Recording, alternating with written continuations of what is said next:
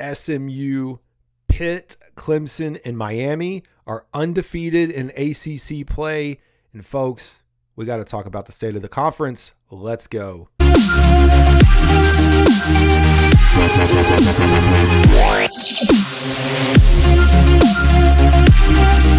Hey folks, welcome to the first edition of the ACC Roundtable. I am a Carolina Panthers content creator, so if you're a Carolina Panthers fan, you can still stay around.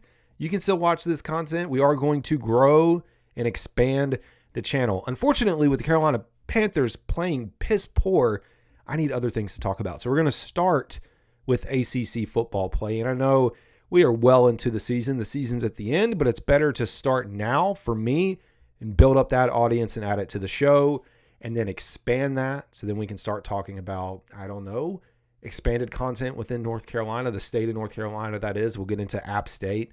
We can get into the Charlotte 49ers. We can get into ECU, Western Carolina, Elon. The show, there's a lot of opportunity, and that's one of the things that I'll be looking to do. But we're going to start with ACC talk just to kind of get my feet wet, just like I did with Carolina Panthers content. Even the state of South Carolina, they're coming up. Hey, always going to be talking about the Gamecocks, of course, and hey, Clemson's in the ACC. But we're going to focus primarily on the larger scope of the ACC right now and the state of this conference. So again, you have Clemson, 5-0. They are outscoring opponents. It's ridiculous in ACC play, 225 to 107. It's not really close. To be fair, we got to talk about the ACC. The ACC is not a conference that's going to run over a lot of people. When your best teams are Clemson, Miami, SMU, and Pitt, and you have Virginia Tech, Virginia Tech, Florida State, NC State at the bottom of the conference, it's not going to bode well for you. And even having a team like Louisville be competitive, those things matter. Virginia Tech, though, I don't know that I can count Virginia Tech out. They are 3-1 in conference play. That Vanderbilt loss, not looking so bad anymore. We have Clemson 5-0, Miami 4-0, SMU 4-0, Pittsburgh 3-0. The question for the ACC right now is how many teams are they going to get into the college football playoff? I do believe, and this is just me spitballing, not getting into the weeds. If you have a Clemson and a Miami win out and they meet in the ACC championship game, which they would, I think both of those teams would get in. Now, I can't shake it out because we're talking weeks away here. We got to see how this plays out. I would have to see the one-loss Clemson Tigers, who got steamrolled by Georgia, and it's been playing better, but you got a cupcake schedule. Let's just be honest. That's what's happening there. And then a Miami team that if they were undefeated, I think you make a big push. Now, the wrinkle in this is SMU and Pitt, and maybe Virginia Tech if you want to throw them into the mix. And that's where the opening is. But we have a big showdown on Saturday night. SMU and Pitt. Pitt traveling to SMU. Top 25 matchup. This really is a playoff elimination game for the ACC. And we don't have College Game Day going there, which I'm not going to overplay this and say College Game Day should have went to SMU over Penn State, Ohio State. We know about that rivalry. That's college football. But it would have been a good window because they've never been to SMU. And so you think, well, you have an SMU team that's playing well. It's a top 25 matchup. But you also have an SMU team, as we talked about last night, that had 6 turnovers against Duke, blocked a field goal, and won in overtime. They don't look very good. And same thing with Pitt. Now, Pitt's been playing fantastic. A lot of people are high on Pitt. It's one of their best seasons. They're undefeated. You can't knock that. Carolina played competitive against them. Carolina's played competitive against most teams outside of JMU, which we will not talk about anymore right now. Not at all. But let's take a look at the results. ACC score recap. Starting off talking about Pitt, they were the first matchup of the week. They won 41-13. That was the Thursday night matchup. I think they had 3 pick 6 touchdowns. Ridiculous. Putting up good numbers, running Syracuse out of the building. Right now, Pitt is ranked 19th as I record this. Boston College and Louisville, it looked like Boston College was going to pull away. Couldn't make it. And I know a lot of folks felt that Boston College was going to be competitive this year. Starting off early with that win over Florida State, you're like, okay, this team's going to be there. Louisville found a way. They battled back, won 31-27. Virginia Tech, like I said, finding their stride, winning games, knocking off Georgia Tech 21-6. North Carolina, of course, my team finally getting back in the win column, 41-14. They dominated Virginia. Big game for them, man. They were on a tough losing streak. They needed to get in the win column. At 3-4, they now move to 4-4.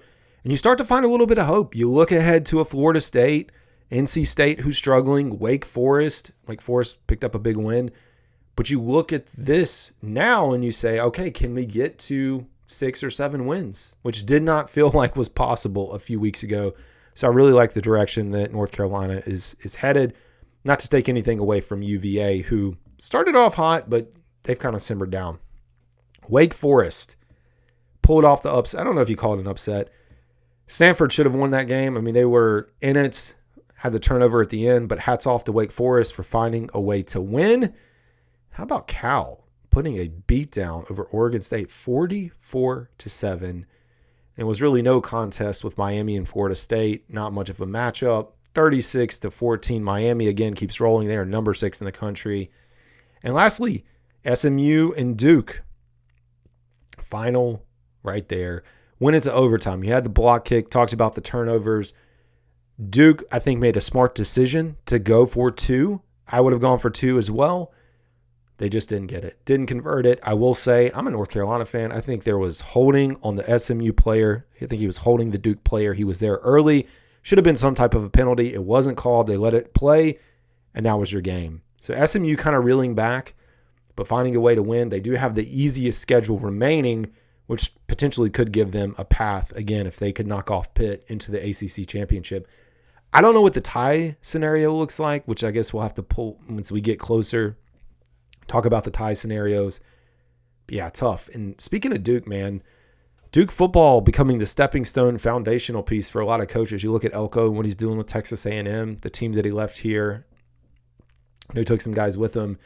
But now Manny Diaz getting a little bit of a revival as well. Wild times. So let's take a look at this week, speaking of the matchups. Big game now, again, for Clemson. Kind of look at their remaining schedule. They have Louisville, Virginia Tech. That game's going to be big. And Pitt. So not an easy stretch for Clemson. If Clemson drops 1 or 2 of those games, they have 3 left in the ACC, and it's those 3. If they drop 2 of those, it could make it a tough path, especially if SMU won out. Then they have the Citadel and University of South Carolina. I think South Carolina is going to be competitive. It should be a good game this year. It's not, I mean, it technically would not impact the playoffs to a certain extent. However, if Clemson's like a 2-loss team, or maybe even 1 loss, and they lose to South Carolina and the ACC championship, there is a chance they would not make the playoff. So then you were talking possibly 1 team. So there's a lot to unfold there. Duke and Miami, pretty good matchup, kind of a sleeper. Miami, though, should be favored. It is an away game for Duke, so I look for Duke to probably lose this game. North Carolina and Florida State, like I said, North Carolina is prone to losing games they should win. Florida State is having a terrible year as a bad football team. It's tough, and I don't care if Florida State's down. North Carolina as a program needs this win.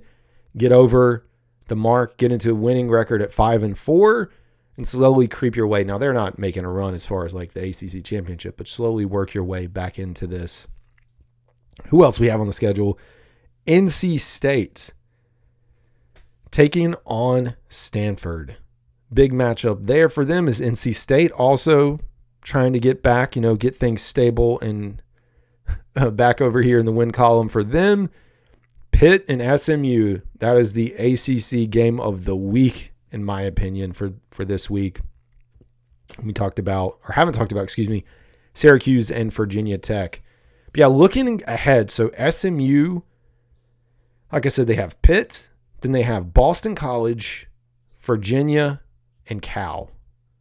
By far the easiest remaining schedule in the ACC. As we talk about contenders, Pittsburgh, so they have SMU, Virginia, Clemson, Louisville, and Boston College. So very tough stretch. 5 games in a row. 5 ACC games in a row to close the year for them. Miami, Duke, Georgia Tech, Wake Forest, and Syracuse. pretty easy, and we already talked about the Clemson schedule. So lots to unfold. We'll be looking at the top 25 that's going to be coming out later on today. And we'll get ready for another week of ACC football, folks. So anyways, if you enjoyed this content, be sure to follow the show, and we'll expand this. I'll figure out a better name. And until then, this is the ACC Roundtable. This is Carolina Dad. Y'all have a good one.